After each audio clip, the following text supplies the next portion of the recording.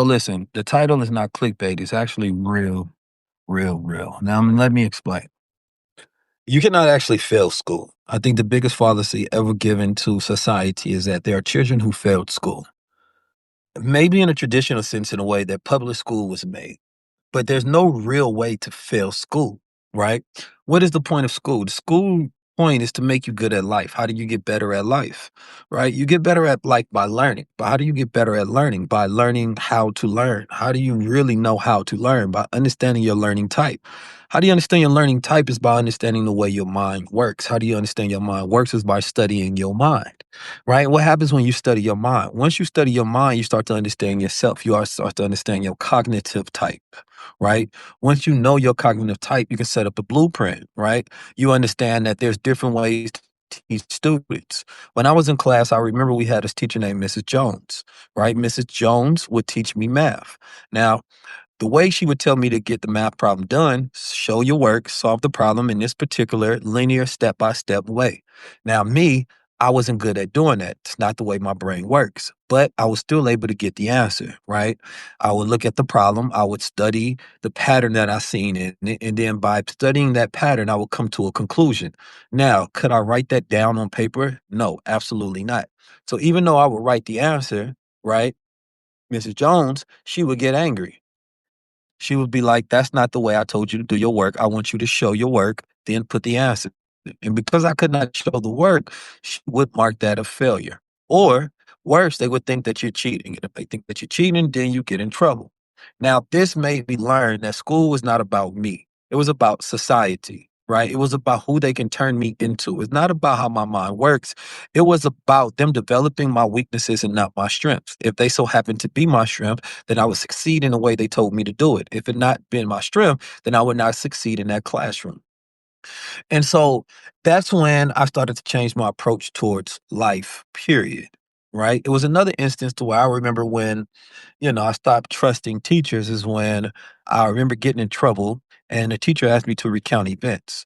So I started to recount the events, right? The teacher said, "That's not the way I remember it." And then I'm like, "Well, this is what happened." And then the teacher said in front of my mother, "Are you calling me a liar?" And I said, "Well, I'm not saying that I'm a liar." You know what I mean? And so basically I said yes. And I got in trouble for that. And then I realized another lesson that people do not want the truth. They want conformity. They want control. They want authority. It has nothing to do with being truthful at all, which means they didn't care if I was truthful. That was the lesson that I learned during that particular class, right? And then I had teachers that did teach me very well, right? And I never knew why I liked this teacher. And it was because they taught differently, right? They taught with different type of illustration, different type of examples, stories, narratives. And so typically when you grow up in a poverty-based society and environment, you have large classroom sizes. So they don't have time to teach in multiple different ways because you can teach one subject in multiple different ways and it will allow a broader audience to understand it. There's this concept that we call general intelligence, that if you teach this general concept in a certain way that everybody will get it, right? But it discounts for the different types of thinkers, the different type of cognitive styles, right? There are some people who work very well within a system. They're very linear in their thinking. They're not skipping process and they're good at memorization and focus. Those are the people who did very good in school. There are other people like myself who will have fast pattern recognition, metacognition, right? Who think in blocks, who might skip steps, right? Who do not think in linear steps. So for us, right, structure works in a sense as long as it's built around the way our brain works. But it's not work if you're trying to force me into a system. I'm better off looking at this system, recognizing a pattern. I'm very fast, but in my own way. And then I'm better at creating my own. But school was not about you creating new systems. School was about taking a particular type of thinker and discarding the rest that were unnecessary for society. Because we always lived in a pattern based society, or I mean, a permission based society. And then social media came around. Social media allowed people to write their own rules, to create their own systems, to see things however they want to. Things that were weaknesses became strength. You might be a student that talk a lot, right? And so I remember when I was in class and I did Upward Bound, and it was this extracurricular outside of school. And we used to have to write these essays. And I remember the way I would write them. It was the way that I could visualize and see the story. And I always hated the structured storytelling way that the world always wanted you to do it, or school, I should say. Because I'm like, that doesn't sound like me. And you're trying to force, right, my personality and my thinking type to fit inside of these parameters. And so I would write the story the way it best sounded in my mind. And so when I would read the story, I would get an A because it would sound amazing. But then when I handed the story into the teacher, of course, grammatically, it was all sort of incorrect. So therefore, I would not pass. And then I would always think that this was an unfair way, right? Because I never wanted to be good at telling a story like everybody else. I only wanted to strengthen my way because when I heard the story, it sounded good. So I knew that even if I got good at that thing, it would not appease me, right? Because I'm always wondering the why. That's just the way my brain works. And so getting into all of this, I say that because we have a society that is stuck on, right, trying to build out certain type of thinkers, and the rest of us never had a platform for our intelligence until social media came around. You're able to create videos based on the way you think videos should be made, the way you think shows should be made, the way you think thumbnails should be made, the way you think information should be presented, right? And so now you're able to have this free ability and creative ability to create whatever you want to build out your own world. And you realize that you started to become successful not from working within a system, right? But by studying the system. And when you studied the system, you start to understand how it worked and what needed to be changed. And so what I've learned that is school is for the poor because rich people don't send them children for public school. Public school are for poor children, right? To specifically work for rich people or people that are system thinkers, right? That's what it was designed for. It was designed for industrial capitalism so that we can take particular minds that have the cognitive style for memorization that fits within their system, right? That can excel within that system, that are good for studying and or learning authority and working for other people. Right. And so this left out a large group of students. So I started to think about it. I said, wait a minute, can you actually fail in school if school is designed to help you improve yourself, right? Then no. That means that school really, and you really think about it, can only fail you. If you only have one style of teaching, right? And yes, 70% of students get that. 50% of good students get that. What that means is that style of teaching is only good for 50% of students. Doesn't mean the other 50% needs to increase will, increase discipline, go harder, da da da da. I think that has been the problem for a very long time with the world, is that they've been trying to force, right, everybody to fit inside of square. And when you really get down to it and you say, wait a minute, what if they just changed the teaching style? What if children are able to learn in different ways, learn the way visual learners will learn the way kinesthetic intelligence learn, interpersonal intelligence, right?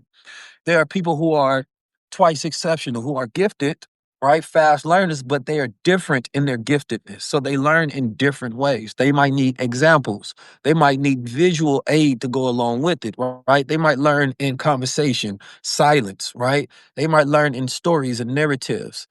And so these are people that can excel when they start working for themselves and entrepreneurs, not people when they're working for other entrepreneurs. This is why some people just yearn and say, man, I feel like I'm not living my purpose. And what you really feel like is that you don't fit inside this space that you at. And the reason that most people don't succeed is not because they need more discipline and need more willfulness. They just need more understanding of themselves. When you understand the way your brain works, you understand the way your cognition works, then you can just build your life around that.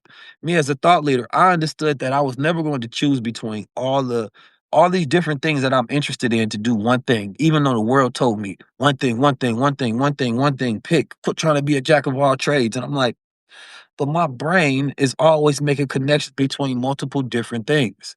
And I'm still able to hold it at a high level. So why wouldn't I do that? Right. And so I said, I'm going to be a thought leader specifically because I understood that this is going to be the best way for me to build a life around my cognitive style. Now, this becomes one of the biggest keys that if you learn this, I believe you can start building wealth for your life, that you're closer to wealth than you actually think you are. You may be closer to 1 million than you are at zero. And it's really small tweaks in the way you go about living your life. What I currently did is I built out an AI blueprint. And what I did was I studied myself. I've been studying myself for a very long time, but AI allows me to study myself and get faster feedback than any other system that I've ever dealt with. And it allowed me to really build out a cognitive blueprint for how my mind works, right? When I did this, I was able to take this blueprint and I was able to give this to friends, right? And I'm able to give this to people, co-workers, right? Business partners and things of that nature so they know how my mind works. They know how to present information for me. They know what I prioritize. They know that the way my cognitive style works is that you have to tell me the why before you tell me the what, because my brain won't even be able to process the ability to care about it until you tell me the why. I need blocks of information. You might think I'm not paying attention, but that's only because my brain processes stuff so fast. I'm going to be the type of person that tells you direct, right? And that's because I'm respecting your cognitive style, saying that I think you can learn fast, right? I also collect patterns very fast. So when you tell me things, I probably already understood what you're going to say before you finish the sentence. So if it looks like I'm lacking interest, it's not, is that my brain is already calculating something else based on me already understanding what you mean, right? I need things in bulletin points, summarized for me. I don't need the whole entire story when you're giving me information. And so once I start giving that to right people, they are able to understand the way my mind works. Now it creates a much better flow. I understand how to get myself in flow, right? I understand that sometimes when I'm trying to prepare for stuff, like my brain works really well in chaos, right? Case in point, for when I was going to speak to the president of Uganda, it was a very interesting set of circumstances. We was at his house and we were surrounded by his whole entire administration. You have people that are trying to tell me what to say, what I cannot say, etc. And it was a high pressure situation because I did not know how much time I was going to get. And I'm going to talk about this later on Patreon. But I remember to activate my flow, right? That it doesn't even matter. Um, Let me get into what my best flow is. One of my flow is activated by posture, stomach in, chest out, head up. When my posture is clear, my brain thinks to get into more confidence. I go into a 6-4-4 breath meditation, right? This allowed me to activate, get clarity of thought, right? I ask myself a question, right? Because inquiry is the best way to get your mind activated. Most of the time, people are thinking about the answer. I'm thinking about the question. Then I think about what is actually important for me to say and not to say. What is the point of this? My brain has to think about high level. So this activates me in that moment to start thinking high level. I never learned any of this from school. I never learned any of this from teachers. I never learned these things. Yet they had the audacity to fail me in class because they didn't know how my mind worked. Right. But in that moment, I was able to activate instantly. Right. And I was able to make the best out of a situation. So they never study my cognitive type, yet they're trying to teach me. And that to me just doesn't make any sense. How can you teach somebody that you don't understand? So now you're expecting this child that is adolescent that don't understand themselves yet, because nobody's teaching them about their own cognition, to go in there, right? And then to learn subjects, right? And learn skills, yet you're not teaching them the way that their mind works. See, once you really get into this and you get deep into this, now you know how to, build your own frameworks, build your IP, build your brand around the way your mind works, right? I mean, I got it down to a way to where I know the content type that I should make. I know how to activate my brain in an interview fast to get me to deliver flow mode, right? And so I want to be able to do this now for you, for the world, because I believe that school failed us all. In my first book, y'all know I wrote about this abstract thinking versus technical thinking. Right? And so now I've mastered this on another level and I'm studying this deeper and deeper and deeper as I go, just the cognitive sciences around this. There are other things that I think were not taught in school, but we're not going to get too deep into that. One of them, though, is ADHD, attention hyperdeficit disorder. Um, And the reason I think that this is a bad thing that wasn't taught, that divergence, neurodivergence, right, is because we always taught that people have ADHD. You put people on medicine, but you never actually told them what it was. Now, this to me makes no sense, right? So you're saying that most children have ADHD, but there's no real bulletin for teaching people how it works. Now, one thing I'll tell you about it is that you have a part of the brain that has hypofrontality, right?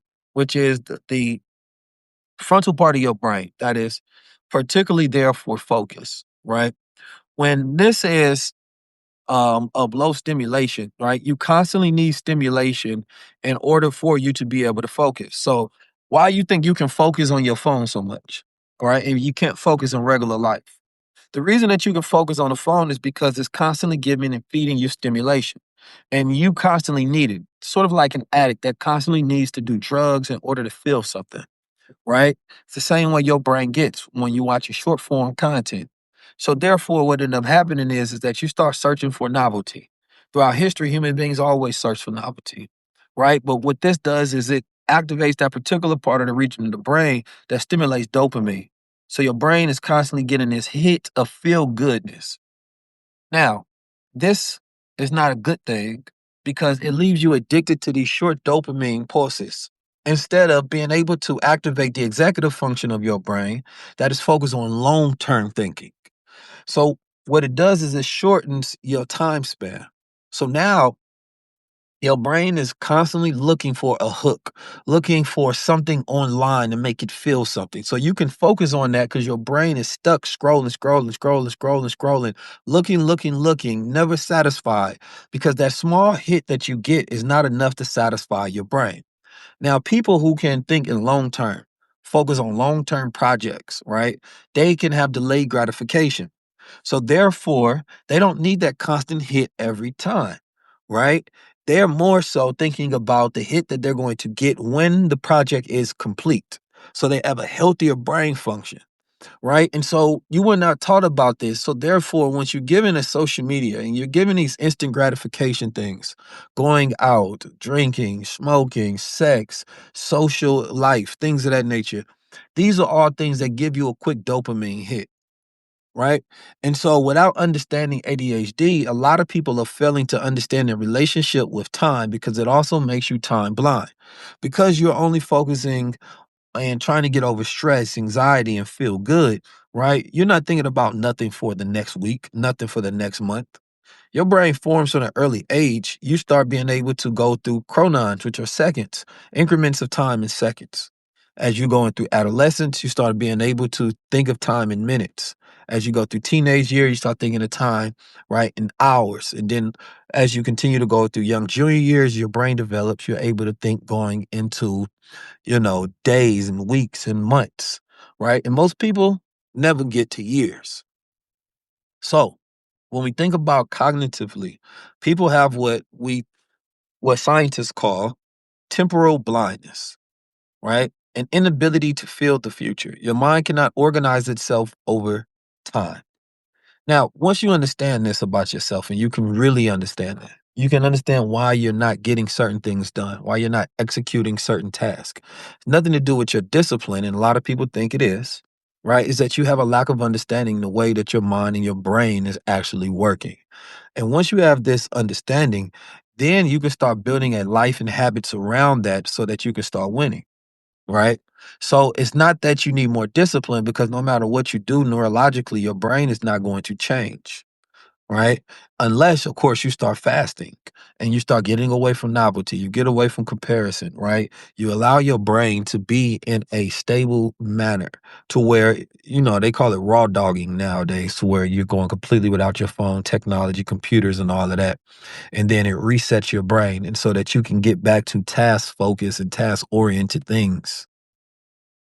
So this is why today, if we're in a world to where they're finding more ways to attack your attention than ever, the focus of the future, the asset of the future is cognition, right? If you want to know how to be successful in the future, you're going to need to know your cognitive type. Nobody cares about your resume anymore, right? So now you need to know what type of thinker you are, how to activate yourself, what gets you into long-term thinking. Is your brain one that is focused on fast pattern cognition? Is your brain is one that works best in synthesizing information, grabbing concepts, right? What is your brain good for? And then what you're going to do is you're going to optimize on that. So what's happening now is that there's a new type of cognition that's happening because of AI. So AI allows a new type of cognitive thinking to appear because the time that it takes for a person to have to simulate ideas inside the mind is decreasing because you're able to automatically get that relay feedback from AI. You ask it something, you're able to simulate it within that AI, so you no longer have to simulate judgment in your mind, right? So now you're going into this external systems that we're utilizing so that you can start maximizing your cognition, and you're going to start seeing a change in the planet, and specifically cognitive on how people think. And once it changes globally how people think, how they interact. And here's the thing, and this is why you got to be happy if you're in a place that has 5G internet, in a place that have access to AI, because countries that don't yet have access to it, these are the ones that's gonna lag behind cognitively. Why? Because their brain is not gonna go through those changes yet. Now, it's not such a bad thing because in some ways, right, when they finally do become online and they finally do get AI, right, things of that nature, it's going to interact with the way their brain works. And what we want is cognitive diversity. We want different type of thinkers in harmony with each other. Some people work unstructured, some people work structured. Some people work linear, some people work nonlinear. Some people need step by step, some people think in chunks, right? Some people are the vision, some people are the execution. And so once we get to a point where people are able to understand their cognitive type, it makes it immensely easier to work with other different people because all you have to do is say, this is the way my mind works. Okay, do you fit? Right? And inside this team framework to say, okay, we don't have somebody who thinks like this over here, and that's why we're incomplete. Because most projects stall is because it's a bunch of the same thinkers, right, in a circle together. Most of the time, we get my friends together, and we are visionaries. So of course, we align on the vision, but we need somebody to do a lot of the executive work, right? And because we live in a time, day, and age where when somebody does the vision, there's a real disrespect for visionaries a lot because there's an expectation for you to also do the execution. And that's not what your brain is best at because the execution often requires a lot of small details. And there's only certain minds that is very rare that can do both at the same time, right? And if school would have taught you this, then you would have known exactly not to go look for a career, right? You would have looked at what works for your mind. But instead, they gave you boxes to check and told you to go live your life based on these boxes. They didn't give you a mind to understand to live your life based on the way your mind works, right? So I developed a whole entire platform on this, and I'm actually going to teach you do a whole challenge on this.